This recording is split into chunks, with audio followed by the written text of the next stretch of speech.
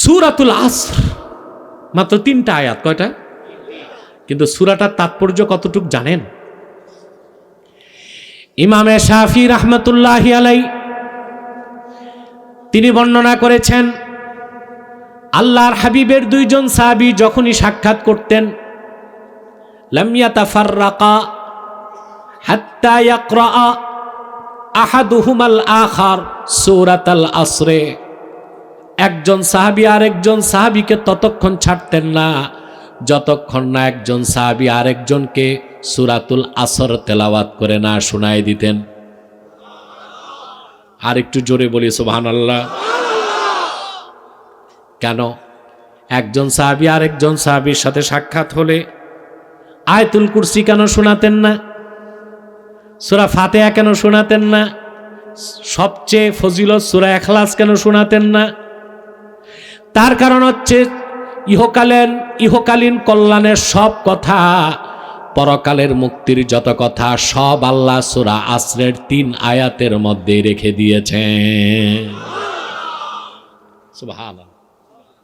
আমাদের পরকালও লাগবে, ইহকালও লাগবে। আল্লাহ কিন্তু মুসলমানদেরকে বলেন নাই তোমরা শুধু নামাজ রোজা করবা, তসবিহ নিয়ে মসজিদে থাকবা, এটা আল্লাহ বলেন নাই। আল্লাহ আমাদেরকে দুনিয়াও দিছেন, আখেরাতও দিছেন। কিন্তু বিশ্বাসী আর অবিশ্বাসীর ফিলোসফি অফ লাইফ, জীবন দর্শনে পার্থক্য এখানেই। যে কাফের মুশরিক অবিশ্বাসী সে সব কাজ করে দুনিয়ার জন্যে, আর বিশ্বাসী দুনিয়ায় থেকে সব কাজ করে আখেরাতের জন্য। পার্থক্য এটা। দুনিয়াদার কাফের মুশরিক বেঈমান ওরাও দুনিয়াদারি করে, আমরাও করি, করি না? কথা বলে না। কিন্তু দুনিয়াদার সে হয় ম্যাটারালিস্ট, নয় ন্যাচারালিস্ট, নয় সেকুলারিস্ট। প্রকৃতিবাদী, বস্তুবাদী, নয় চরম ধর্মনিরপেক্ষ। তার সব কাজ শুরু হয় দুনিয়ায়, সে মনে করে শেষও। মুমিনের বিশ্বাস যে না, কোরআন তাদেরকে শিখিয়েছে মুমিনের শুরু দুনিয়ায়, চূড়ান্ত ফায়সালা আখেরাতে। এই জন্য তার সমস্ত কাজ হচ্ছে আখেরাত কেন্দ্রিক। অবিশ্বাসী ইহজাগতিক, বিশ্বাসী পরজাগতিক। ঠিক কিনা? আমাদের দুনিয়া লাগবে কিনা? দুনিয়া ততটুক প্রয়োজন যতটুক। এক শ্রেণীর মানুষ আছে তাদের ধ্যান ধারণা এটাই যে আলেম ওলামা পীর মাশায়েখ তাদের কাজ হচ্ছে মসজিদ মাদ্রাসা নিয়ে থাকবে, আমরা হাদিয়া তোহফা দিব, তারা চলবে। বড়জোর তারা বিয়ে শাদী করবে, বাচ্চা কাচ্চা হবে, বাকি যে সমাজ রাষ্ট্র বাজার ঘাট এগুলো আমরা দেখব। এগুলো আল্লাহ কি এটাই বলছেন নাকি? কোরআন শরীফের দিকে তাকায় দেখেন, সবচেয়ে প্রিয় শিক্ষা আল্লাহ মানুষকে দিয়েছেন দোয়া, রব্বানা আতিনা ফিদ দুনিয়া হাসানা ওয়া ফিল আখিরাতি হাসানাতাও ওয়া কিনা আযাবান নার। কে শিখাইছেন? হে আমাদের রব, আমাদেরকে তুমি দুনিয়ার হাসানা দাও, আমাদেরকে তুমি আখিরাতের হাসানা দাও, আমাদেরকে তুমি জাহান্নামের আযাব থেকে বাঁচাও। দোয়াতে আল্লাহ চাইতে শিখাইলেন প্রথম আখিরাত না দুনিয়া? দুনিয়া। আগে দুনিয়া চাইতে বলছেন, তারপরে দুনিয়া হচ্ছে মাজরাআতুল আখিরা, এটা আখিরাতের ক্ষেত। ঠিক কিনা? As you sow you reap, যেমন কর্ম তেমন ফল। ঠিক কিনা? এই জন্য দুনিয়াটা মুমিনেরও লাগে, কাফেরেরও লাগে। ঠিক কিনা? দুনিয়ার থেকে কাফের কামাই করে জাহান্নামের পুঁজি, আর মুমিন কামাই করে বেহেশতের পুঁজি। বলেন সুবহানাল্লাহ। তো দুনিয়া লাগবে, কথা বলে না। আমি আরেকটা দৃষ্টান্ত দিচ্ছি হাদিস থেকে। আল্লাহর হাবিবের জালিলুল কদর সাহাবী হযরত আনাস বিন মালিক রাদিয়াল্লাহু তাআলা আনহু, আনসার সাহাবী, মদিনা মুনাওয়ারাতে ওনার বাড়ি ছিল। তিনি বলেন, আমার বয়স যখন 10, আমার মা তখন রাসূলুল্লাহর কদমে আমাকে নিয়ে গেলেন। আনাস বিন মালিক বলেন, খাদিমতুন নবিয়্যা সাল্লাল্লাহু আলাইহি ওয়াসাল্লাম 10 সানাওয়াত, আমি 10 বছর আল্লাহর রাসূলের খেদমত করেছি।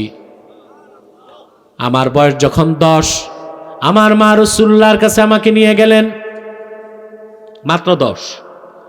আমার মা আল্লাহর হাবিবকে বললেন, খুআইদিমুকা আনাস ইয়া রাসূলুল্লাহ। আরবিতে বয়স্ক খাদেমকে বলে খাদেম।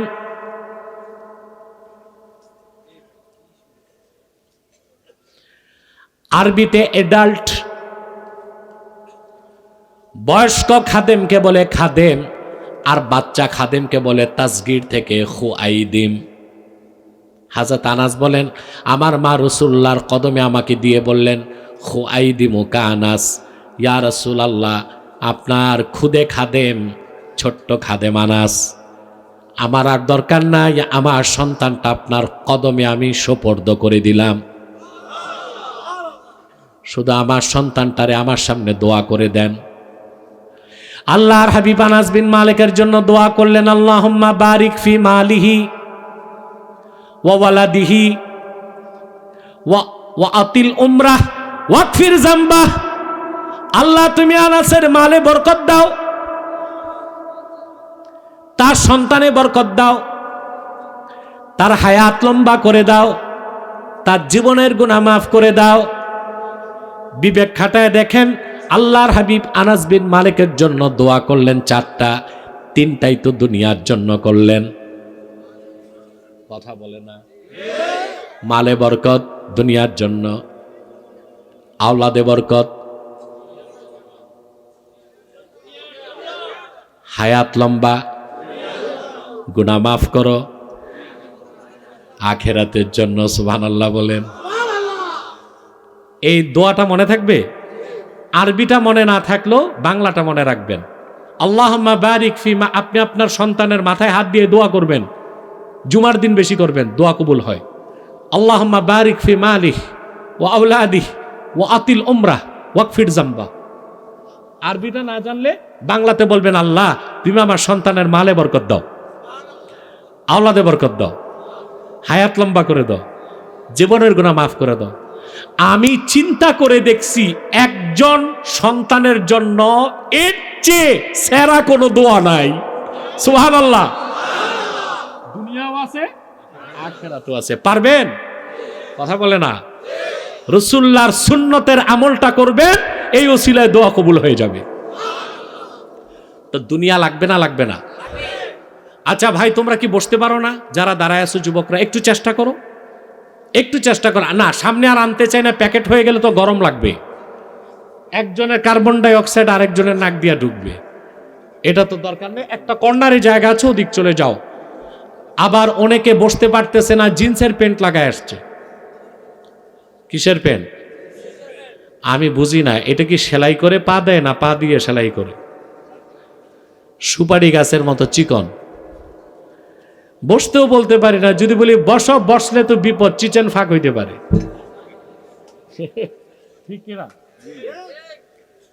সম্মানিত সুধী, বলছিলাম তো দুনিয়া লাগবে কি লাগবে না? দুনিয়ার কল্যাণও চাই, আখিরাতের কল্যাণও। আল্লাহ রাব্বুল আলামিন বান্দাদের কল্যাণে, ইহকালীন কল্যাণ আর পরকালীন কল্যাণের সব কথাই সূরা আসরের মধ্যে বলে দিয়েছেন।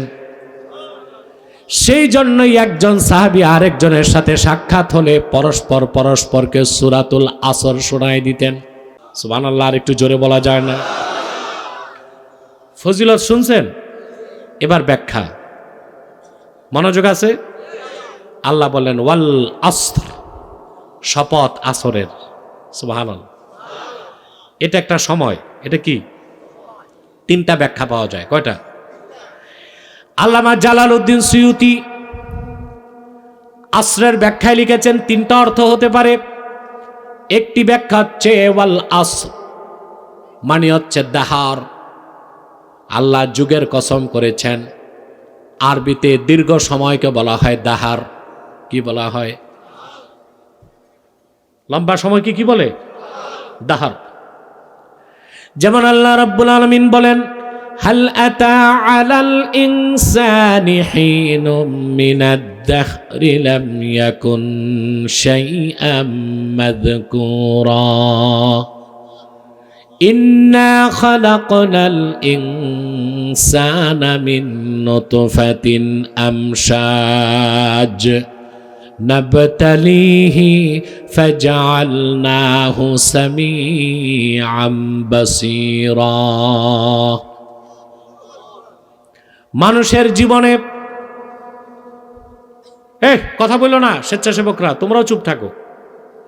এবার বসুক আর দাঁড়ায় থাকুক, আমরা কথা শুনি। বারবার ডিস্টার্ব করলে তো আমি মনোযোগ হারিয়ে ফেলবো।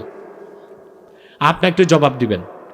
আমি বারবার প্রশ্ন করি, এটা আমার অভ্যাস হয়ে গেছে, কারণ আমি তো আমার ছাত্রদেরকে হাদিস শরীফ পড়াই, বারবার প্রশ্ন করি, এই জন্য একটা অভ্যাস হয়ে গেছে প্রশ্ন করার। আপনার কি কষ্ট পান? বিরক্ত হন? আর আমার সাথে যদি কমিউনিকেশন না থাকে আমি কথা বলতে পারবো না। বুঝেন নাই?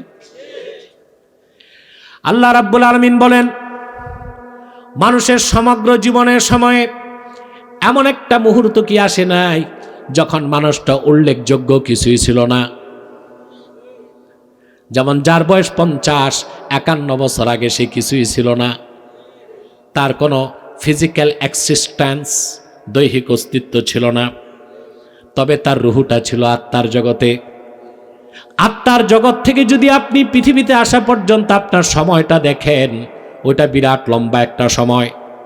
সেটাকে আল্লাহ বলেছেন দাহর। কি বলছেন? তো ওয়াল আসর বলে আল্লাহ দাহারকে বুঝিয়েছেন, যুগকে। দ্বিতীয় ব্যাখ্যা এসেছে আসসাআ, আসর মানে কিয়ামত। আর তৃতীয় ব্যাখ্যাটা করেছেন আব্দুল্লাহ বিন আব্বাস রাদিয়াল্লাহু তাআলা আনহুমা, এটা সেরা ব্যাখ্যা। সুবহানাল্লাহ। আব্দুল্লাহ বিন আব্বাস থেকে তানবীরুল মিকবাস মিন তাফসীর ইবনে আব্বাসে ব্যাখ্যা এসেছে। তিনি বলেন আসর হচ্ছে আল ওয়াক্তু বাদা জাওয়ালিশ শামসে ক্বাবলা গুরুবিহা, সূর্য পশ্চিম দিগন্তে হেলে যাবার পরে ডুবে যাবার আগ পর্যন্ত যে ছোট্ট সময়, যে সময়টা আমরা 4 রাকাত আসর নামাজ পড়ি, ওই সময়টাকে বলা হয়েছে আসর। আল্লাহ ওই সময়টার কসম করেছেন, বলেন সুবহানাল্লাহ। তার বড় কারণ আল্লাহর কাছে সবচেয়ে প্রিয় আসরের নামাজ আর ফজরের নামাজ সবচেয়ে প্রিয়, সবচেয়ে প্রিয়, সবচেয়ে প্রিয়। আল্লাহর হাবিবের কাছে এক সাহাবী এসে বলছেন, হাদিসটা আবু দাউদ শরীফে আছে, ইয়া রাসূলুল্লাহ, আমি 5 ওয়াক্ত নামাজ পড়তে পারতেছি না। আল্লাহর হাবিব তাকে বলেছেন, হাফিজিল আসরাইন, তুমি 2টা আসরকে হেফাজত করো, মানে ফজর পড়ো, আসর পড়ো। সুবহানাল্লাহ। কিছুদিন পর দেখা গেল সে 5 ওয়াক্ত নামাজই শুরু করছে।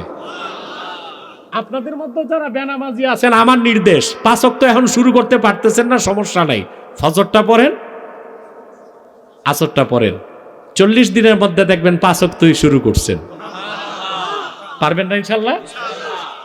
আমাদের মধ্যে বেনামাজি আছে অনেক, এখানে আছে না? তবে কে কে বেনামাজি এটা বলে তো আর লজ্জা দিতে পারি না। তবে রমজান সামনে, আমরা প্রস্তুতি নেই, 5 ওয়াক্ত নামাজ পড়বে ইনশাআল্লাহ। আল্লাহর কাছে সবচেয়ে প্রিয় আসর নামাজ, এই জন্য আল্লাহ আসরের কসম করছেন। আল্লাহর কাছে এত প্রিয় আসর নামাজ, আপনি যদি এখন শোনেন, জিন্দিগিতে তো আসর নামাজ কাজা করবেন না। বলবো আল্লাহর পক্ষ থেকে মানব জাতির সব কাজ নিয়ন্ত্রণ করার জন্য ফজরের পর একদল ফেরেশতা আসে। সেই ফেরেশতাগুলো বিদায় নেয় আসরের নামাজের সময়। আবার আসর থেকে সারা রাত যারা ডিউটি পালন করবে তারা এসে যোগ দেয় আসরের সময়। তার মানে মুআকাবাতুল মালায়েকা, ফেরেশতাদের শিপমেন্ট চেঞ্জ হয় আসর নামাজের সময়। কি চেঞ্জ হয়? শিপমেন্ট, সুবহানাল্লাহ। ফেরেশতাদের একদল ফেরেশতা আসরের সময় বিদায় নেয়। আমার আল্লাহ জিজ্ঞেস করেন, আমার প্রিয় বান্দাদের কি অবস্থায় রেখে এসেছ? ফেরেশতারা বলেন, তারাকনা ওয়া হুম ইউসাল্লুন, এই অবস্থায় রেখে এসেছি, তারা তোমার জন্য নামাজ পড়তেছে। আবার যারা আসে আল্লাহ জিজ্ঞেস করেন, বান্দাদের কি অবস্থায় পাইছো? তারা বলেন, ওয়াজাদনা ওয়া হুম ইউসাল্লুন, আল্লাহ ওরা নামাজ পড়তেছে। যারা বিদায় নেয় তারাও রিপোর্ট দেয় আমরা নামাজে, যারা আসে তারাও রিপোর্ট দেয় আমরা নামাজে। এটা হয় শুধু আসরের সময়। এই জন্য আসর নামাজটা আল্লাহর কাছে সবচেয়ে প্রিয়। সহিহ বুখারী কিতাবুস সালাতে এসছে, আল্লাহর হাবিব বলেছেন, মান ফাতাতহু সালাতুল আসরে ফাকান্নামা উতিরা আহলুহু ওয়া মালুহু। যেই ব্যক্তির আসর নামাজ ছুটে গেল তার যেন এই দুনিয়ায় সব সহায় সম্পদ, বিত্ত, বৈভব সব কিছু হারায় গেল। মুসলমান ভুল করো কোনোদিন আসর নামাজ ছাড়বেন না, কাজা করবেন না। এই ক্ষতি পোষানো যায় না। অন্য নামাজ কাজা করলে বাঁচা যায়, আসর নামাজ কাজা করলে বড় শাস্তির থেকে বাঁচলেও যে ক্ষতি হয় ওইটা আর পোষানো যায় না। ছাড়বেন আসর নামাজ? কিন্তু পোড়া কপাল বাঙালির সবচেয়ে বেশি ছুটে আসর নামাজ। কারণ আমাদের লাইফ স্টাইলটা খুব নোংরা। লাইফ স্টাইল আমাদের দিবা শাখা স্কুলগুলো চলে বিকাল 5টা পর্যন্ত। তো ছাত্র বাড়িতে এসে কি আর আসর নামাজ পড়ার টাইম পায়? কথা বলেন। স্কুলগুলো তো মসজিদ নাই, ওখানে ফুল দিতে শহীদ মিনার আছে, কিন্তু নামাজ পড়ার মসজিদ সব স্কুলে নাই। অথচ প্রত্যেক স্কুলে একটা করে মসজিদ থাকা বাধ্যতামূলক দরকার, ঠিক কিনা? তারপরে অফিসগুলো ছুটি হয় 4টা-5টার দিকে। বাড়ি এসে ফ্রেশ হয়ে অজু করে নামাজ পড়ার টাইম আর পাওয়া যায় না। আমরা বলি স্মার্ট হব, স্মার্ট হবার ব্যবস্থা তো করি নাই। দুনিয়ার একটা স্মার্ট রাষ্ট্র দেখান যেখানে বিকাল 5টা-6টা পর্যন্ত অফিস চলে। পৃথিবীতে এখন স্মার্ট রাষ্ট্রগুলোর একটা হচ্ছে ফিনল্যান্ড, ইউরোপে। আমরা তো এখন শুরু করছি স্লোগান স্মার্ট বাংলাদেশ। ওরা 50 বছর আগে কতটুকু স্মার্ট হয়েছে আপনি চিন্তা করতে পারবেন না। ফিনল্যান্ডে এতটাই স্মার্ট, এতটা ডিজিটাল, এতটা আপগ্রেড, তারা বাড়িতে বসে সে শপিং সেন্টারে মাল পছন্দ করবে অ্যাপসে, ভিডিওতে। এখান থেকে টাকা পেড করবে, পছন্দ করে অর্ডার দিবে। শপিং সেন্টার থেকে সেলসম্যান তার মালগুলো প্যাকেট করে দোকানের বাইরে রোবট আছে, রোবটের পিঠে রেখে দিবে। বুঝেন নাই? নাম্বার অনুযায়ী রোবট 3-4 কিলোমিটার দূরে যে বাড়ির দরজায় অ্যালার্ম বাজাবে, দরজা খুলে সেই দেশের লোক তার মালামাল ঘরে নিয়ে নেয়। এতটা অ্যাডভান্স হয়ে গেছে। আমাদের দেশে যদি রোবট দিয়া মাল পাঠায়, গুলিস্তান পার হওয়ার আগে সব টোকাইয়ের পকেটে যাবে। মাল শুধু যাবে না, রোবট শুদ্ধ চুরি হবে, ঠিক কিনা? এখন বলেন ওরা কত স্মার্ট হয়েছে। সেই ফিনল্যান্ড, গ্রিনল্যান্ড, সুইডেন, নরওয়ে, এই 4টা দেশকে স্ক্যান্ডিনেভিয়ান কান্ট্রি বলা হয়। কি? Scandinavian countries. এই 4টা, উত্তর মেরুতে 7টা দেশের মধ্যে 4টা হচ্ছে স্ক্যান্ডিনেভিয়ান কান্ট্রিজ। এই ফিনল্যান্ড আর গ্রিনল্যান্ড জীবন চলার ক্ষেত্রে, লাইফ স্টাইলের ক্ষেত্রে 100% ইসলাম থেকে গ্রহণ করেছে তাদের লাইফ স্টাইল। চায়না এত আগায় গেছে কেন? চায়নার মালগুলো ব্যবহার করেন, চায়নার থেকে বিনিয়োগ নেন, পুঁজি নেন। চায়না কিভাবে আগাইছে তা কি দেখছেন? চায়নাতে ওরা ঘুম থেকে উঠে ভোর 5টায় 6টায় ঘুম থেকে উঠে। চায়নাতে সমস্ত সরকারি অফিসগুলো চালু হয় সকাল 8টায়। অর্থাৎ সকাল 8টার মধ্যে প্রত্যেকটা সরকারি অফিসের ডেস্ক চালু থাকবে। জিএম তার জায়গায় বসবে, এজিএম তার জায়গায়, ডিজি তার জায়গায়, এমডি তার জায়গায়। আমাদের দেশে একটা সরকারি দপ্তরে যে দেখান তো সকাল 8টায় অফিস চালু হয় কিনা?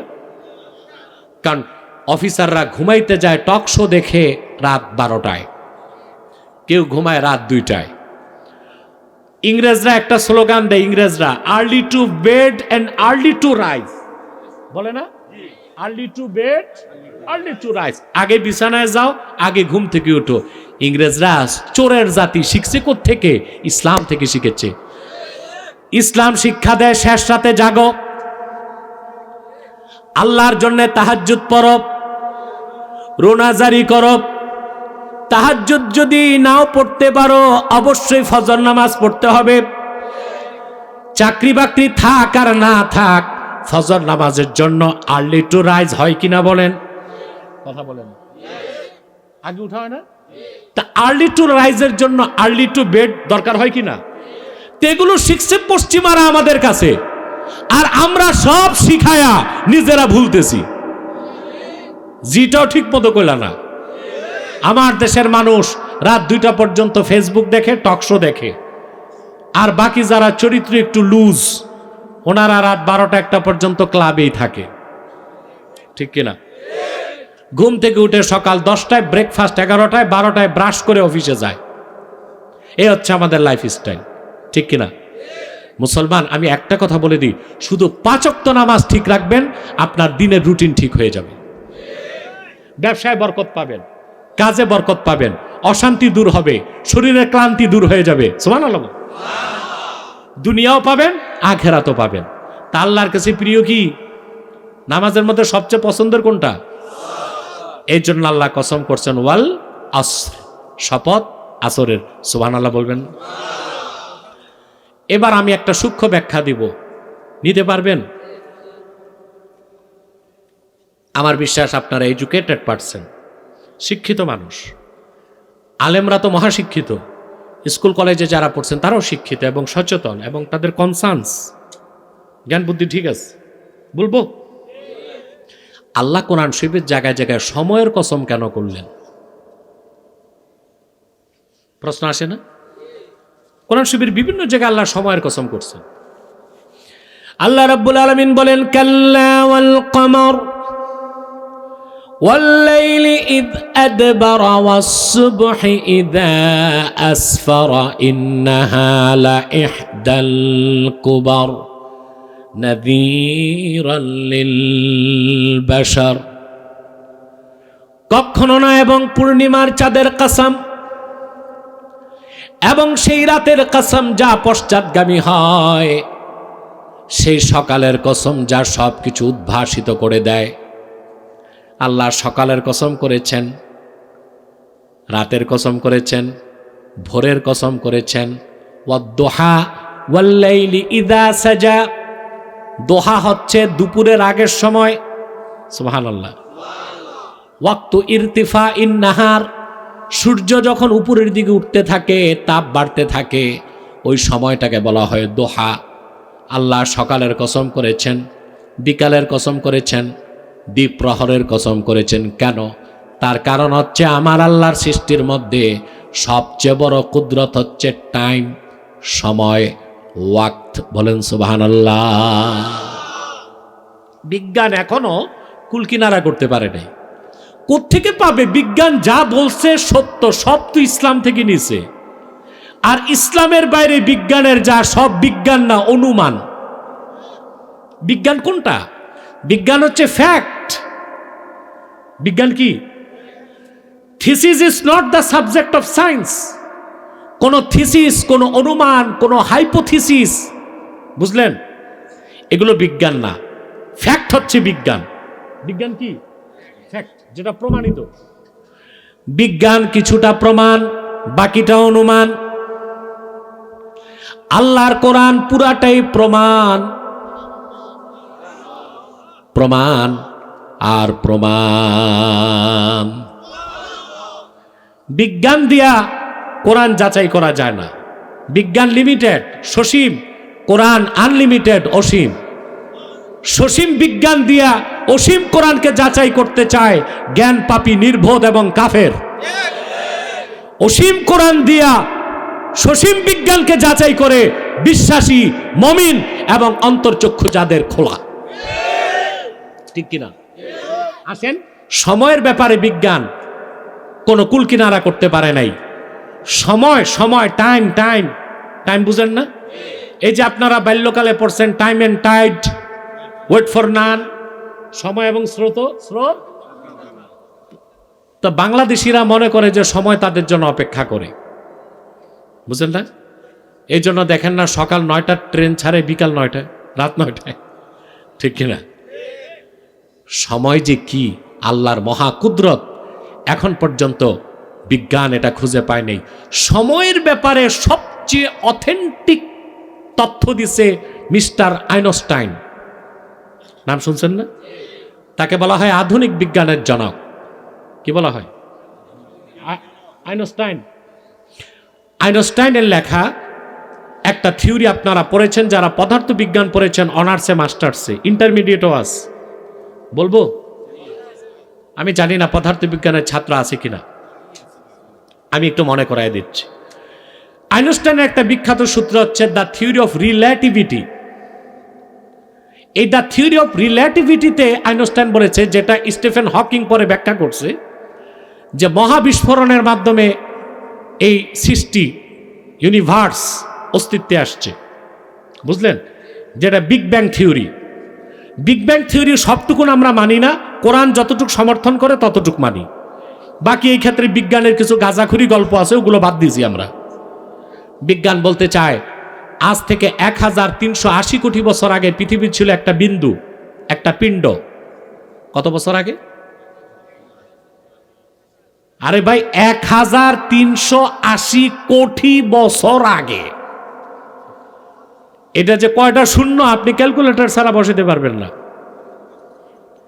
প্রায় 13 বিলিয়ন বছর আগে। কত?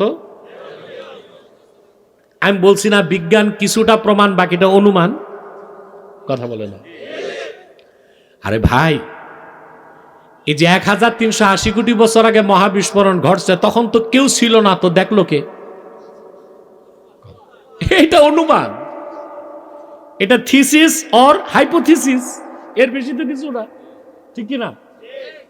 যাক, বিজ্ঞানে এরকম গাঁজাখুরি বহুত কথাই বলে। এর মধ্যে একটা গাঁজাখুরির মতবাদ হচ্ছে থিওরি অফ এভলিউশন, বিবর্তনবাদ। এই যে বানর থেকে মানুষ, এটা যে চার্লস ডারউইন লেখছে, তখন সে মেয়াদ উত্তীর্ণ গাঁজা কয়েক সের খাইছে। এগুলো আমাদের দেশে এখন বিজ্ঞান বইতে ঢুকানো হচ্ছে। আলেমরা বিজ্ঞান শিক্ষার বিপক্ষে না, আলেমদের কথা হচ্ছে বিজ্ঞান শিখাও, কিন্তু বিজ্ঞান, প্রগতি, আধুনিকতার নামে শিক্ষা ব্যবস্থায় নাস্তিকতা চলবে না, ট্রান্সজেন্ডার চলবে না, সমকামিতা চলবে না, নামপত্র চলবে না। বিজ্ঞান শিখাও, প্রযুক্তি শিখাও, এটা দেখার দায়িত্ব দেশের আলেমদের, কারণ আলেমরাই হচ্ছে বাঙালি জাতির যোগ্য অভিভাবক। আমি যখন ট্রান্সজেন্ডারের চরম বিরোধিতা করছি, তখন একটা বুদ্ধিজীবী আছে বাংলাদেশে, শাহরিয়ার কবির। ও 2021 সালে আমার কাছে হারছে ডিবেটে। এইটা কয়, মানুষ কয়, মুরগি চোরা কয়। যাক, সেদিকে আমি আর যাচ্ছি না। সে আমার কাছে 2021 সালে হারছে, দেখছেন না? এই মারাত্মক হারছে। হারার পর রাগে গুসায় বলে আমি যুদ্ধাপরাধী, আমার জন্ম হয়েছে স্বাধীনের পরে। তখন আমি বুঝছি যে বুদ্ধিজীবীদের মাথা পচে গেছে। ওরা ওদের মতের বিপক্ষে গেলেই মৌলবাদী বলবে, রাজাকার বলবে, যুদ্ধাপরাধী বলবে, এগুলো ওদের মুখস্থ কথা। কিন্তু হুশ ঠিক নাই, তো জন্য বয়স আর মিলায় না। বয়স,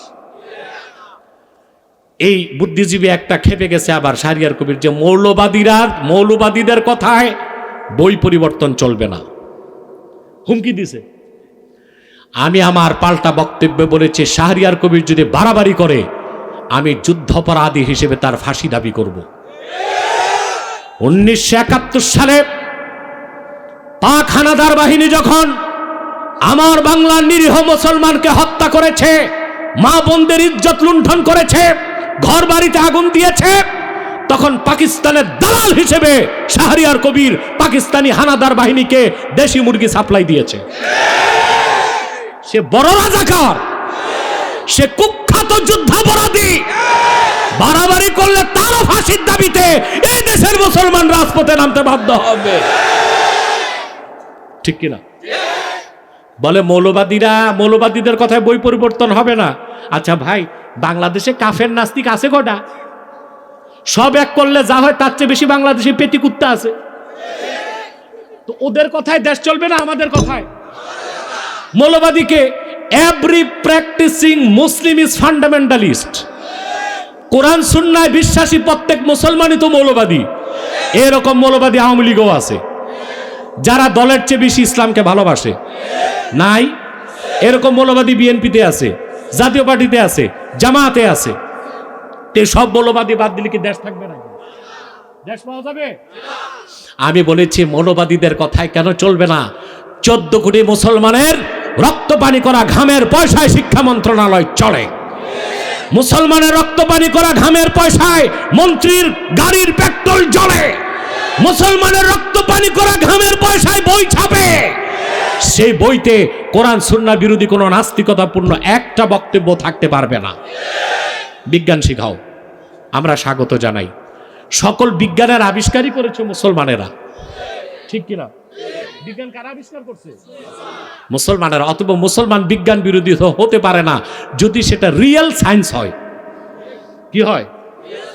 কথা বুঝতেছেন? আসেন আবার ফিরে যাই পেছনের কথায়।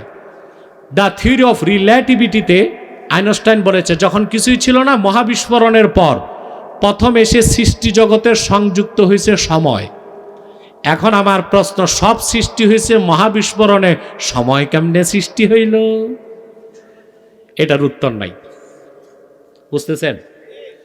তারপর কি ব্যাপার, আপনারা উৎপাত করেন কেন? পিছনে যারা বসেন, বসেন, বসে যান, বসে যান। আর দাঁড়ায় থাকলে দাঁড়ায় থাকেন, কিন্তু এই চুলকানি রুগীর মতো নড়েন চড়েন কেন?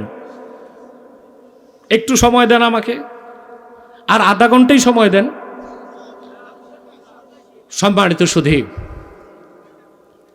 কথা শুনতেছেন? মিস্টার আইনস্টাইনের আরেকটা সূত্র আছে খুব মজার। আইনস্টাইন তার একটা theory, the space and time. Space and, এটা আইনস্টাইনের সূত্রটা হচ্ছে যে আইনস্টাইন লিখেছে স্থান ভিন্ন, সময় ভিন্ন। স্থান ভিন্ন, স্থান ভিন্ন। যান বাংলাদেশে এখন টাইম কত? কত? 10টা। যাক, আমার 45 মিনিট হয়েছে। আমি টাইমটা জেনে নিলাম কারণ আমার ঘড়ি নেই। তো যাক, 10টা 13। এখন হচ্ছে ব্রিটেনে 6 ঘন্টা প্লাস। কয় ঘন্টা? আবার আরো পশ্চিমে আমেরিকা আটলান্টিক পাড়ি দিলে আরো 6 ঘন্টা প্লাস। বুঝলেন? স্থান ভিন্ন, সময় ভিন্ন। আইনস্টাইন এই কথা বলেছে 1940 সালের পরে। স্পেস অ্যান্ড টাইম, স্থান ভিন্ন, সময় ভিন্ন, এই তথ্য তো আল্লাহর কোরআন দিয়েছে 1500 বছর আগে। সূরা মাআরিজ আল্লাহ তাআলা বলেন, তা'রুজুল মালাইকাতু ওয়ার রূহু ইলাইহি ফি ইয়াউমিন কানা মিকদারুহু 50 আলফা সানা। হাশর ময়দানে ফেরেশতারা এবং রুহুল আমিন জিবরিল মহান আল্লাহর কাছে আদেশ নিতে যখন উঠবে, আল্লাহ বলেন সেই দিনটা হবে দুনিয়ার 50,000 বছরের সমান। তাহলে স্থান ভিন্ন, সময় ভিন্ন, এটা কি বিজ্ঞানের তথ্য না আল কোরআনের তথ্য? সুবহানাল্লাহ। স্পেস এন্ড টাইম, স্থান ভিন্ন, সময় ভিন্ন, এটা কি বিজ্ঞানের তথ্য না আল কোরআনের তথ্য? তাহলে কোরআনের সামনে, হাদিসের সামনে বিজ্ঞান কিছুই না, ঠিক কিনা? তাহলে সময় হচ্ছে আল্লাহর কুদরত। সময় কি? আল্লাহর মহা কুদরত। এই জন্য হাদিস শরীফে এসেছে, আল্লাহর হাবিব ইরশাদ করেছেন, লা তাসুব্বুদ দাহরা ফা ইন্নাল্লাহা হুয়াদ দাহর। যুগকে গালি দিও না, কারণ আল্লাহ নিজেই যুগের পরিবর্তন করেন। আমরা কিন্তু যুগকে গালি দেই, ঠিক কিনা? বন্ধুর সাথে বন্ধুর দেখা হয়েছে, দোস্ত কেমন আছো? সময় ভালো না, সময় ভালো যাচ্ছে না। সময় ভালো, তোমার অবস্থা ভালো না। বলে জমানা খারাপ হ্যায়, জমানা খারাপ নাই হ্যায়, খাসলত খারাপ হ্যায়। বলে কাল ভালো না, আমি বলি কাল ভালো, চাল ভালো না, ঠিক কিনা? সময়কে গালি দেওয়া যায়? হারাম, শিরকে খাফি, হারাম, শিরকে খাফি, হারাম, শিরকে খাফি। সময়কে গালি দিবেন না, কারণ সময় পরিবর্তন কে করেন? এর জন্য অনেকে অত্যন্ত রসাত্মক স্লোগান দেয়, দিন বদলের আন্দোলন। আমরা বলি না, দিন বদলের আন্দোলনে আমরা বিশ্বাসী না, দিল বদলের আন্দোলনে বিশ্বাসী। দিন বদল না দিল বদল? আবার আবার দিন বদল করার মালিক কি আমরা?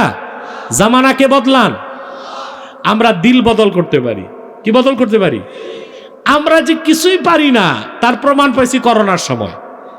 মসজিদ বন্ধ, মাদ্রাসা বন্ধ, মসজিদ চলছে, অফিস আদালত বন্ধ, ব্যাংক সব বন্ধ, ঠিক কিনা বলেন? হাসপাতাল বন্ধ, কথা বলেন। শিক্ষিত মানুষরা আমাদেরকে কটাক্ষ করতো যে মৌলবীরা বিজ্ঞান বুঝে না, কথা বলেন।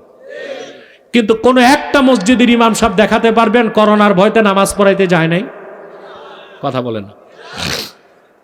কয়টা ইমাম সাহেব মরছে করোনায়? আর যারা করোনার ভয়তে বাড়িতে পালাইছিল এরা নাই, ঠিক কিনা? শুনলাম কোথায় হসপিটাল, এক সপ্তাহ পর কোথায় আইসিইউ, তার এক সপ্তাহ পর লাইফ সাপোর্ট, তারপর কবরস্থানে। কি ভয় পাইছে! আহা, পিপি ড্রেস লাগে তো, পিপি ড্রেস দেখছেন না? এই ড্রেসগুলো পরে বের হইলে বোঝা যাইত না এটা কি পৃথিবীবাসী না মঙ্গল গ্রহবাসী। সব ছিদ্র বন্ধ, নাকের দুইটা ছিদ্র ছাড়া। করোনা ওই দিক দিয়ে ঢুকছে। আলেমরা কোয়ারেন্টিন করছে, স্বাস্থ্যবিধি রক্ষা করছে, কিন্তু তাওয়াক্কুল বাদ দিয়া না। মুমিন স্বাস্থ্যবিধি রক্ষা করে, মহামারী থেকে দূরে থাকে কোরআন সুন্নাহর আলোকে তাওয়াক্কুলের সাথে।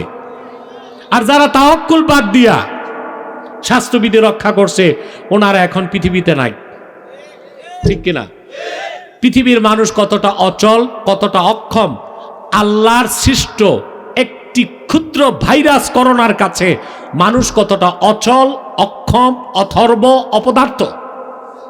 অচল, অক্ষম, মজবুর, এটা প্রমাণ পাওয়া গেছে। কিন্তু মুমিনরা এর থেকে ঊর্ধ্বে এবং দূরে, সুবহানাল্লাহ বলে, ঠিক না? তা আমরা কি দিন বদল করব? আমরা দিল বদল করতে পারি, ঠিক কিনা বলেন?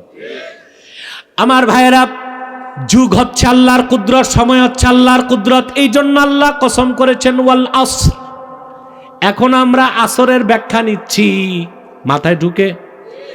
এবার আসেন, আল্লাহ তাআলা এখানে আসরের কসম কেন করলেন? সকালের কসম করলে লম্বা সময় হতো, দুপুরে একটু লম্বা সময়, রাত আরো লম্বা, আসর তো কম সময়ে 4 রাকাত নামাজ পড়তে পড়তে মাগরিবের সময় চলে আসে।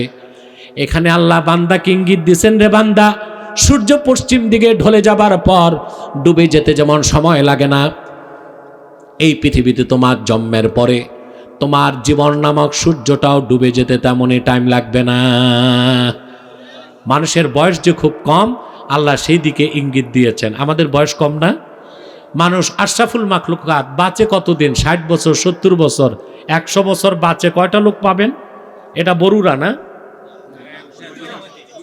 বুড়িচং। সারা বুড়িচংয়ে 100 বছর বয়স পার হয়েছে 10টা লোক আমাকে দিতে পারবেন? কথা বলেন, টাফ হবে না? মানুষ বাঁচে সর্বোচ্চ 100 বছর বাঁচা লোক এখন পৃথিবীতেই কমে গেছে। আর একটা কচ্ছপ বাঁচে 250 বছর, শকুন বাঁচে কয়েকশো বছর, গুইসাপ বাঁচে 700 বছর। কত?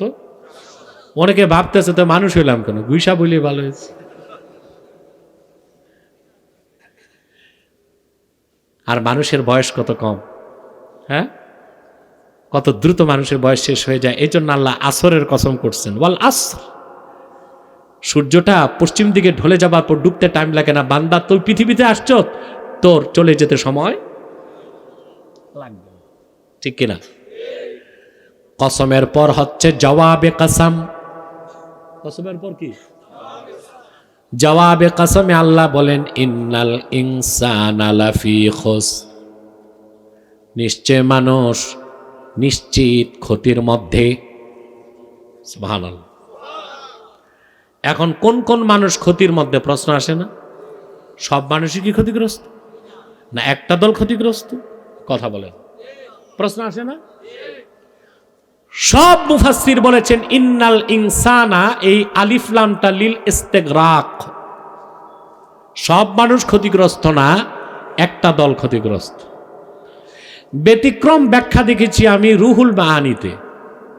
হানাফিদের শ্রেষ্ঠ মুফাসসির মাহমুদ আলুসি রহমতুল্লাহ রুহুল মাআনিতে ব্যাখ্যা করেছেন যে ইন্নাল ইনসানে যে আলিফ লাম, এটা লিল জিন্স ধরা যেতে পারে, অর্থাৎ সব মানুষই ক্ষতিগ্রস্ত, কেউ বেশি কেউ কম। তবে মমিনের ক্ষতি আর কাফেরের ক্ষতি এক হইতে পারে না। পারে? কোনোদিনও এক হবে না। মমিনের ক্ষতি কাফেরের ক্ষতি এক হইতে। আমি একটা উদাহরণ দেই, কথা বলেন। আপনার 10 লাখ টাকা পুঁজি, ব্যবসা করেন, প্রতিদিন আপনার লাভ আসে নেট প্রফিট 1000 টাকা, মাসে কত? ঘটনাচক্রে হয়ে গেল 3 দিন হরতাল। কি হয়েছে? এই হরতাল শিখছেন আপনারা? বাঙালি আগে হরতাল জানতো না, এগুলো শিখছে ইন্ডিয়া থেকে। হরতাল শব্দটাই বাংলা না, এটা একটা গুজরাটি শব্দ। কি শব্দ? তো গুজরাট ইন্ডিয়াতে না? তো বাঙালি আকাম কুকাম শিখছে কি নিজেদের থেকে না বাইরের থেকে? বাঙালি জাতি হিসেবে খুব সরল সহজ, সাদা মন, অতিথি পরায়ণ, চুরি চামারি গাদ্দারি সুদ ঘুষ চিন্তনা এগুলো শিখাইছে ইংরেজরা, কিছু শিখাইছে পাঠানরা, কথা বলেন, কিছু শিখাইছে পাশের ওরা। এই যে হরতাল, এটা গুজরাটি শব্দ, এটা জানতই না বাঙালি। হরতাল মানে যে জিনিস সব জিনিসের তাল নষ্ট করে তাকে বলে কি?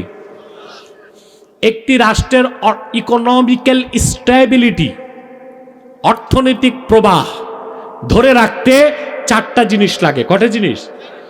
আমদানি, রপ্তানি, উৎপাদন, পরিবহন। কয়টা?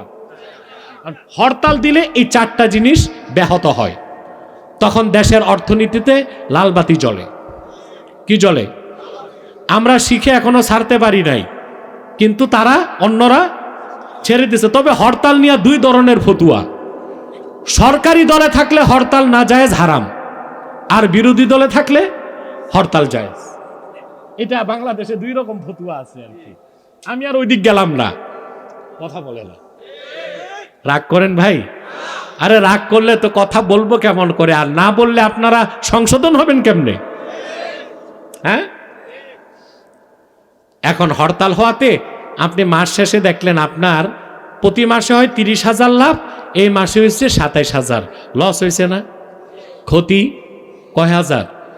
কেমন ক্ষতি? লাভের ক্ষতি। লাভ হয়েছে, ক্ষতি হয়েছে 3,000 টাকা।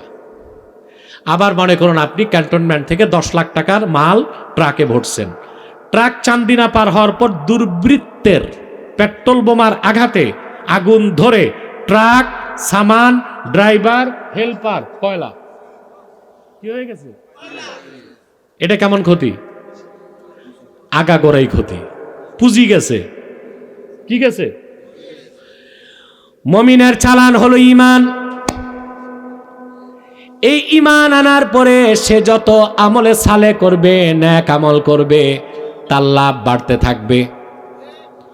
গুনার কাজ করলে লস হতে থাকবে। কিন্তু কাফেরের পুঁজি নাই, চালান নাই, আগাগোড়াই ক্ষতি। ঠিক কিনা? কাফেরের চালান নাই, আগাগোড়াই ক্ষতি। তাহলে চলে যাচ্ছেন চেয়ারম্যান সাহেব, ফি আমানিল্লাহ। আচ্ছা, কথা খেয়াল করতেছেন? তাহলে মুমিনের ক্ষতি আর কাফেরের ক্ষতি কোনোদিন এক হইতে পারে না। এবার আসেন, আমরা তো মুমিন, কথা বলে না, আমাদের ঈমান আছে। ঈমান আছে বলেই তো আমরা আসছি এখানে, নইলে আসতাম? আমার ভাইয়েরা, সব মানুষ ক্ষতিগ্রস্ত নয়, সবাই ক্ষতিগ্রস্ত হলেও মুমিনের ক্ষতি আর কাফেরের ক্ষতি এক হতে পারে না। মুমিনের ঈমান আছে, এটা তার সবচেয়ে বড় পুঁজি, ঠিক কিনা? আল্লাহর হাবিবের ঈমানদার উম্মত যত বড় গুনাহগার হোক, শাস্তি পেয়ে আযাবের পর কোন একদিন জান্নাত পাবে। আর কাফের মুশরিকের ঈমান নাই, পুঁজি নাই, চালান নাই, কোনদিন সে জান্নাত পাবে না। পাবে? তাহলে মুমিনের ক্ষতি আর কাফেরের ক্ষতি কোনদিন এক হতে পারে না। কথাগুলো বুঝতেছেন? এবার আসেন, লাভ আর ক্ষতির প্রশ্ন আসলো কেন? লাভ ক্ষতির প্রশ্ন আসছে না? লাভ ক্ষতি কই? ব্যবসায়। মানুষের জন্য আল্লাহ তাআলা 3টা জিনিস রাখছেন। কয়টা জিনিস? কয়টা জিনিস? ব্যবসা, চাকরি, কৃষি। 4 নাম্বার কিছু আছে? আছে একটা দালালি। কি আছে? একটা ব্যবসা, একটা চাকরি, একটা কৃষি। 4 নাম্বার দেখবেন কিছু লোক আছে সমাজে ব্যবসাও নাই, চাকরিও নাই, কৃষিও নাই, কিন্তু আঙ্গুল ফুলে কলা গাছ। খোঁজ নিয়ে দেখবেন উনি জাগার দালালি করে। বল্টুর জায়গা সোল্টু কিনছে, 1 কোটি টাকা বিক্রি হয়েছে, ফাঁকি দিয়া পকেটে 10 লাখ। এটা কি দালালি? এটা ব্যবসাও না, চাকরিও না, কৃষিও না। রাগ করলেন নাকি? জমির দালাল থাকলে রাগ করেন না, আমারে বদদুয়াও দিয়েন না। এখন এটা জায়েজ কিনা প্রশ্ন আসে না? কিতাবুল বুয়ু অনুযায়ী বিনা ইনভেস্টে যে পয়সা আসে দালালি, এটা বাইয়ে ফাসেদের অন্তর্ভুক্ত, মাকরু হয়। মাকরু কি হয়? সুদ ঘুষের মতো গুনাহ না হইলেও একেবারে হালাল বলা যায় না। মনে থাকবে? লাভ আর লসের প্রশ্ন আসছে, তার মানে অবশ্যই ব্যবসা। কথা বলেন। সূরা আসরে আল্লাহ ব্যবসা শিখাইছেন। আমরা ব্যবসা করি? জি, আমাদের ব্যবসা আল্লাহর সাথে। নাস্তিকরা আমাদেরকে বলে ধর্ম ব্যবসায়ী। না, আমরা ধর্ম ব্যবসায়ী না, আমরা ধর্মের জন্য নিবেদিত প্রাণ। তবে আমাদের ব্যবসা আমাদের মালিক আল্লাহর সাথে।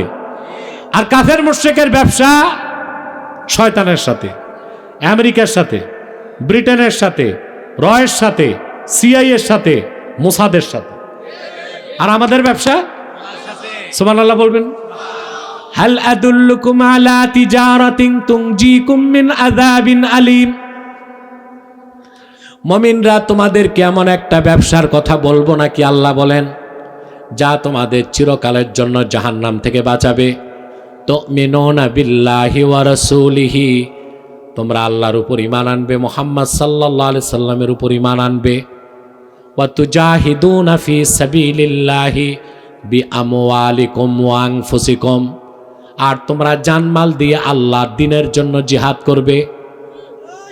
যালিকুম খায়রুল লাকুম ইন কুনতুম তা'লামুন। ব্যবসা কার সাথে? ব্যবসা মানে লাভ আছে, লস আছে। যেই ব্যবসায় শুধু লাভ লস নাই, ওটা ব্যবসা না, সুদ। ওটা কি? যে নামে হোক, লভ্যাংশ সুদ, ইন্টারেস্ট নামে সুদ, সুদ নামেও সুদ। বাংলাদেশে এখন সব ব্যাংকে সাইনবোর্ড লাগাইছে ইসলামী শরিয়া মোতাবেক পরিচালিত। ইসলামী রাষ্ট্র ছাড়া 100% ইসলামী ব্যাংকিং কিয়ামত তক সম্ভব না। সব ব্যাংক লাগাইছে, কি লাগাইছে? ইসলামী শরিয়া মোতাবেক পরিচালিত। বিষয়টা এমন হইল না বোতল ভরা মদ উপরে লিখে দিয়েছেন হালাল মদ। কথা বলে না। অতএব যে ব্যবসায় শুধু লাভ আছে লস নাই, ওটা ব্যবসা না সুদ? আল্লাহর সাথে আমাদের কি ব্যবসা? সুবহানাল্লাহ। এই জন্য আল্লাহ বলেছেন সব মানুষ ক্ষতির মধ্যে, তবে তাদের ক্ষতি নাই ইল্লাল্লাযীনা আমানু। এটা আল্লাহর সাথে ব্যবসার প্রথম পুঁজি। সুবহানাল্লাহ বলবেন। প্রথম কি লাগবে? ঈমান। তারপর ওয়ামিলুস সালিহাত, নেক আমল। তারপর তাওয়াসি বিল হক, পরস্পর পরস্পরকে সত্যের দাওয়াত। 4 নাম্বার তাওয়াসি বিস সাবর, পরস্পর পরস্পরকে ধৈর্যের উপদেশ। প্রথম হচ্ছে ঈমান। প্রথম কি? ঈমান হচ্ছে, আল্লাহ কোরআনের শুরুতেই বলে দিয়েছেন ঈমান কি। ওয়াল্লাযীনা ইউমিনুনা বিমা উনজিলা ইলাইকা ওয়া মা উনজিলা মিন ক্বাবলিক। মুহাম্মদ সাল্লাল্লাহু আলাইহি ওয়াসাল্লাম, আর যারা বিশ্বাস করে আপনার উপর অবতীর্ণ এই কোরআনকে, আর আপনার আগে নবীদের কাছে যে কিতাবগুলো এসেছিল ওইগুলোকে। এখানে আমার একটা প্রশ্ন আছে, বলবো? কোরআন সহ আল্লাহর পক্ষ থেকে মোট কিতাব কয়টা? সহিফা সহ 104। মূল হচ্ছে 4টা। 100 সহিফার একটারও নাম বলতে পারবেন? তো পূর্বের 100টা সহিফার একটারও তো নাম জানি না, তো ঈমান আনবো কেমনে? প্রশ্ন আসে না? এবার আসেন, আল্লাহর কোরআন, আল্লাহর বাণী, এছাড়া আরো 3টা কিতাব আছে না? তাওরাত। সুমন তুমি শোনো না। তাওরাত, ইনজিল, জাবুর। তাওরাত, ইনজিল, জাবুর। এখন তো প্রশ্ন আসে, যেমন খ্রিস্টানরা বিভ্রান্ত করতেছে বাংলাদেশের মানুষকে, ভাই কোরআনও বিশ্বাস করতে হবে, বাইবেলও বিশ্বাস করতে হবে। বাইবেলের নাম দিয়েছে ইনজিল শরীফ। ওরা দলিল দেয় আল্লাহ বলছেন পূর্বেরগুলো বিশ্বাস করতে হবে। তা হ্যাঁ, পূর্বেরগুলো বিশ্বাস করতে হবে, কিন্তু সারা পৃথিবীতে স্যাটেলাইট দিয়া খুঁজলেও তাওরাত নামে, ইঞ্জিল নামে, জবুর নামে একটা কিতাবও পৃথিবীতে নাই। তাওরাতও নাই, ইঞ্জিলও নাই, জবুরও নাই।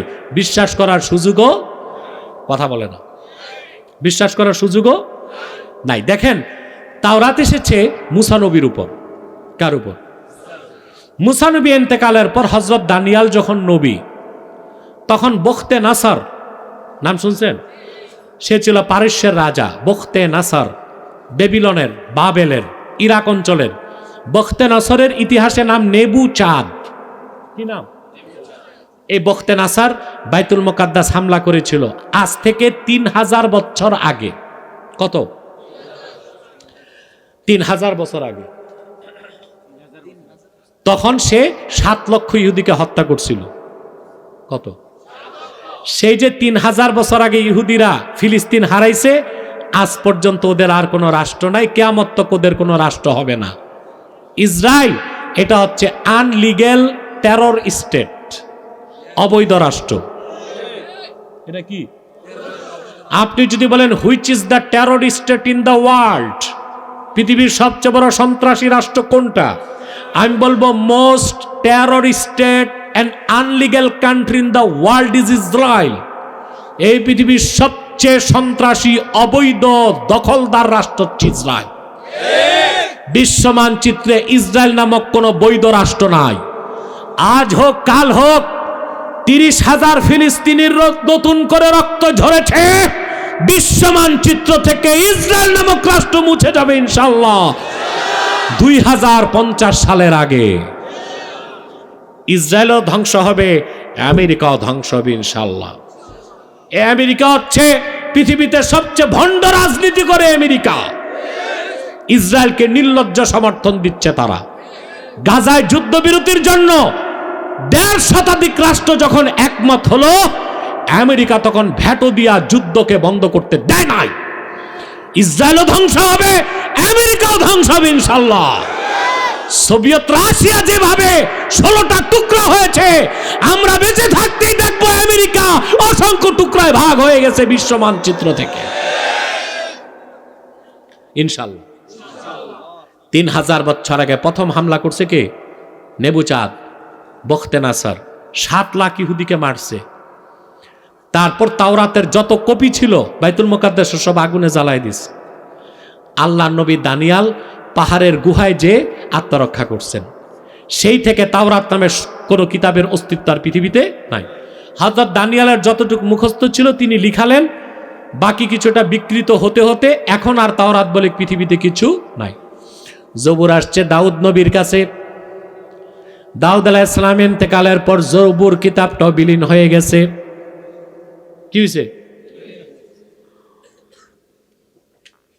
তারপর হচ্ছে ঈসা নবীর কাছে আসছে ইনজিল। ঈসা নবী আছে আকাশে। কোথায়?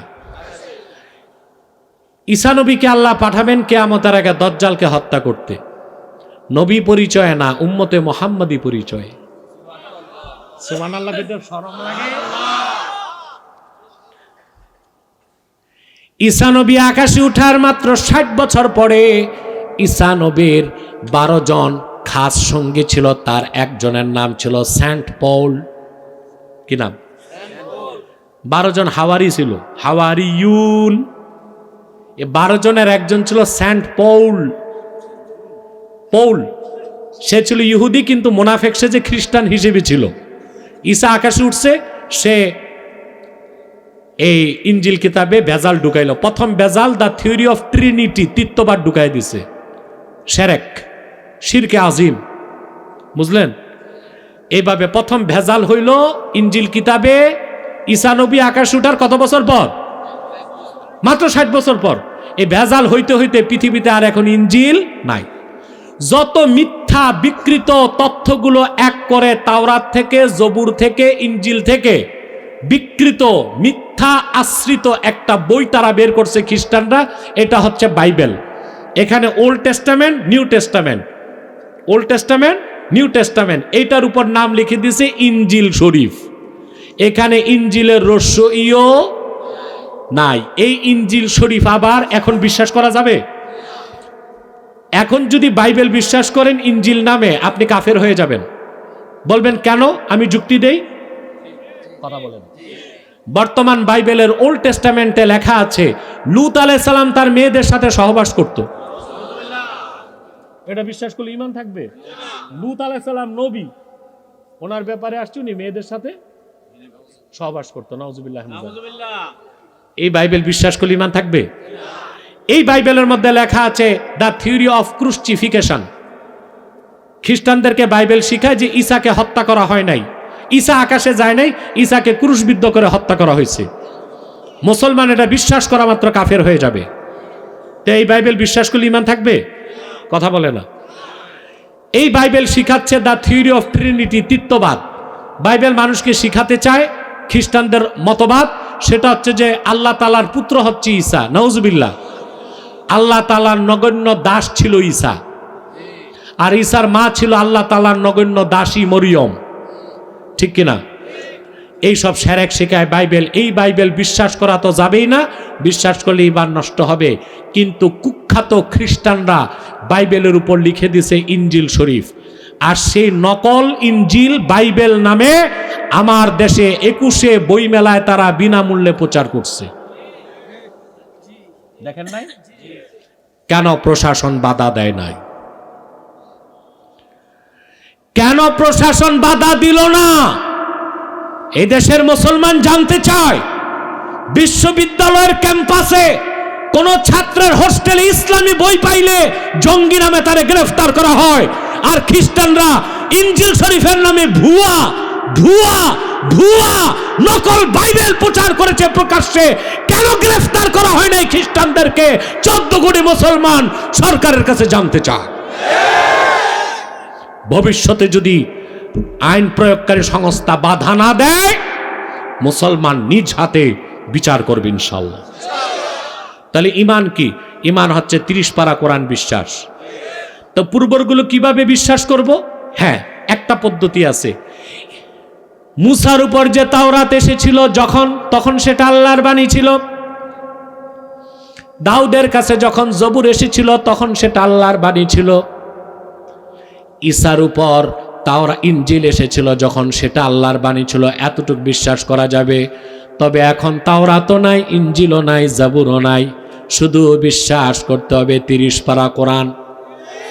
কোরআনের ব্যাখ্যা হিসেবে বিশ্বাস করতে হবে সব সহিহ হাদিস এবং সুন্নাত। এটাই ঈমান।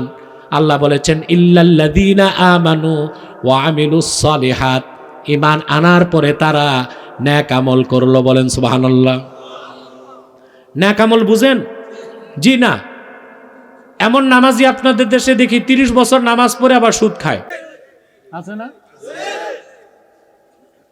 আপন ভাইয়ের জায়গা ধাক্কা ধাক্কি করে, পাল্লায় ওজনে কম দেয়, খাদ্যে ভেজাল মিশায়, সুযোগ পাইলে বিচার আচারে 2 দিক থেকে বাইপাস। নাই এই এলাকায় আছে? কিন্তু মাগরিব আজান দিছে, ওযু করে মসজিদেও গেছে বিচার করে। মাগরিব নামাজ পড়ে বের হইয়া প্যাকেট পকেটে নিয়ে বাড়ি গেছে। বুড়িচঙ্গে নাই। তার মানে এই লোকটা নেক আমল বুঝে নাই। আমলে সালে হচ্ছে ইমতিসালুল আওয়ামির ওয়া ইজতিনাবুন নাওয়াহি। ঈমান আনার পরে কোরআন হাদিসের হুকুমগুলো মানা, নিষেধগুলো ছাড়া। অর্থাৎ যে নামাজ পড়বে সে সুদ খাবে না, যে রোজা রাখবে সে ঘুষ খাবে না, যে হজ করবে সে মিথ্যা বলবে না, যে তাহাজ্জুদ পড়বে সে খাদ্যে ভেজাল মিশাবে না। হুকুমগুলো মানা, নিষেধগুলো ছাড়া, তার নাম আমলে সালেহ। 2টা কাজ বুঝছেন? 3 নাম্বার হচ্ছে ওয়াতাওয়াসাউ বিল হক, আয় আওসা বাদুহুম বাদান বিল হক। পরস্পরকে সত্যের দাওয়াত দিল। হকের দাওয়াত। হকের দাওয়াত আছে আমাদের দেশে? কম। হকের দাওয়াত হয় ওয়াজের মঞ্চে, হকের দাওয়াত হয় পীর সাহেবদের দরবারে, হক্কানি পীর। হকের দাওয়াত হয় মসজিদের মিম্বরে। স্কুল কলেজ ভার্সিটির ক্যাম্পাসে হকের দাওয়াত আছে? কথা বলেন। অথচ হকের দাওয়াত হবে প্রত্যেকটা ক্ষেত্র থেকে, ঠিক কিনা? তাহলে আমাদের বইপত্রগুলো আমাদের ছাপাতে হবে কোরআন সুন্নাহর আলোকে। ওখানে বিজ্ঞান থাকবে, দর্শন থাকবে, ইতিহাস থাকবে, ভূগোল থাকবে, প্রযুক্তি থাকবে, সব থাকবে, কিন্তু তা হতে হবে কোরআন সুন্নাহ মোতাবেক, যেন ছাত্ররা বইয়ের মাধ্যমে হকের দাওয়াত পায়। হকের দাওয়াত হবে সংস্কৃতির অঙ্গন থেকে, হকের দাওয়াত হতে হবে বইমেলা থেকে। আছে হকের দাওয়াত, ডেইলি দিক ওখানে মারামারি হয়, একদল ঢুকে আরেক দল ভুয়া বলে তাড়ায় দেয়, এগুলো চলতেছে। এই অবস্থা বিদেশিরা দেখলে বলবে কি? এক বুদ্ধিজীবী বলেছিল, বুদ্ধিজীবীটা ডানপন্থী বুদ্ধিজীবী ছিল, আগে বলে গেছে একটি দেশকে বুঝতে হলে দুইটা জায়গায় যাও। কটা জায়গায়? কাঁচা বাজার আর বইয়ের বাজার। কটা জায়গায়? কাঁচা বাজার আর তুমি দেখো যে ওই দেশের লোক খায় কি, আর দেখো ওই দেশের লোক পরে কি। আর বিদেশ থেকে যদি জরিপ এসে আমাদের কাঁচা বাজার দেখে, ইনভেস্টিগেশন করে দেখবে সব আমরা বিষ খাই, কার্বাইড আর ফরমালিন। কথা বলেন। আর বইয়ের বাজারে গেলে দেখবে যত বদমাশ ঔপন্যাসিকের যৌন সুরসুরিমূলক উপন্যাস। কথা বলেন। আমি আর ঠিক করতে মন চায় না, এই তো অবস্থা। না ওগুলো বলবো না, অত নিম্ন কথা বলার দরকার নাই আমার। মানে বলতেছি কাঁচা বাজারে গেলে দেখবেন সব ফরমালিন আর কার্বাইড, আর বইয়ের বাজারে প্রেম প্রীতির উপন্যাস, যুবকদেরকে বদমাশ বানানো হয়। বই মেলায় যে শেখ সাদি রহমতুল্লাহর গুলিস্তা বুস্তা বাংলা আছে, এটা পাবেন না। আমার যখন নির্বাচিত তফসির প্রথম খণ্ডটা বের হইল, এটা বাংলাদেশে এই পর্যন্ত প্রায় 10,000 কপি মানুষ ব্যক্তিগতভাবে নিয়ে গেছে। রকমারি এটাকে অ্যাড দিয়েছিল। রকমারি আমার এই প্রথম খণ্ড বইটা নির্বাচিত তাফসীর সূরা ফাতিহার তাফসীর অ্যাড দেবার পর মাত্র 3 দিনে তাদের অর্ডার ক্লোজ। এত বইয়ের অর্ডার পেয়েছে।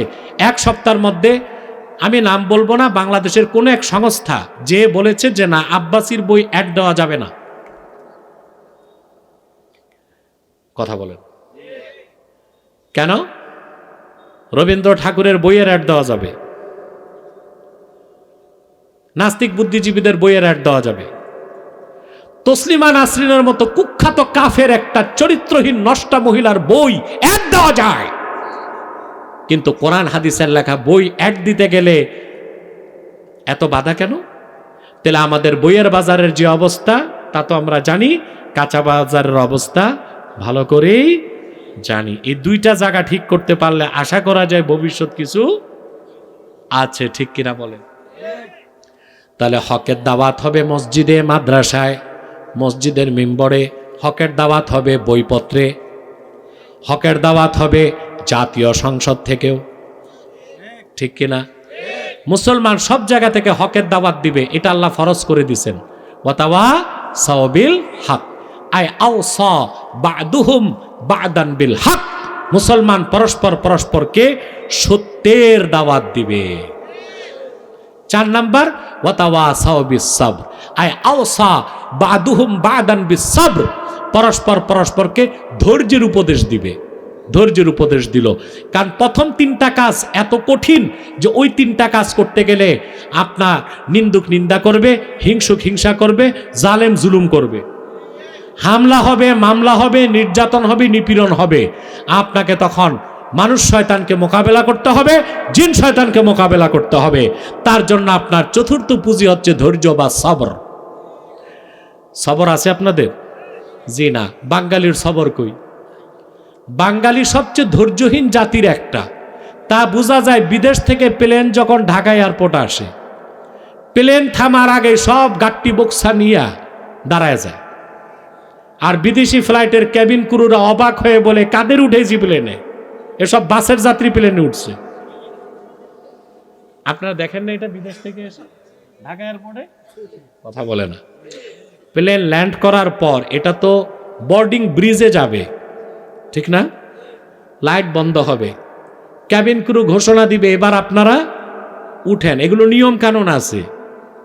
স্টার্ট বন্ধ হবে প্লেনের, তারপর দরজা খুলবে, তারপর আপনাকে ক্যাবিন ক্রু বলবে এখন আপনি উঠুন।